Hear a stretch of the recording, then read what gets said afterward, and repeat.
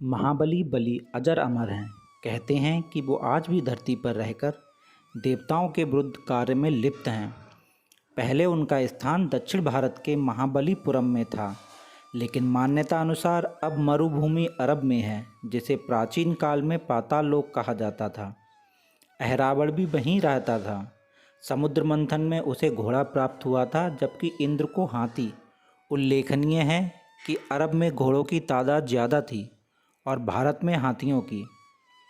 शिव भक्त असुरों के राजा बलि की चर्चा पुराणों में बहुत होती है। वह अपार शक्तियों का स्वामी लेकिन धर्मात्मा था।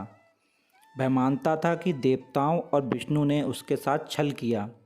हालांकि बलि विष्णु का भी भक्त था। भगवान विष्णु ने उसे अजर अमर होने का वरदान दिया था। हिरण्यकश्यप के 4 पुत्र थे, अनुहल्लाद, हल्लाद, भक्त प्रहलाद और सहलाद। प्रहलाद के कुल में विरोचन के पुत्र राजा बलि का जन्म हुआ।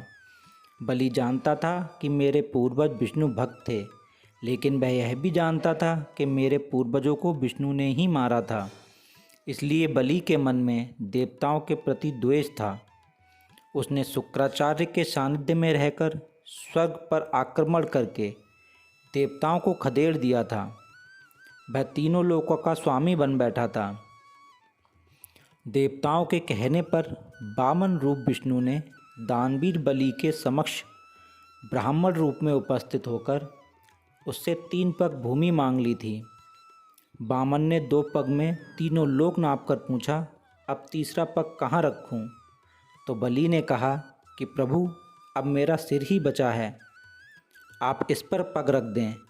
बलि के इस वचन को सुनकर और उसकी दानवीरता को देखते हुए भगवान वामन ने उनको पाताल लोक का राजा बनाकर अमरता का वरदान दे दिया।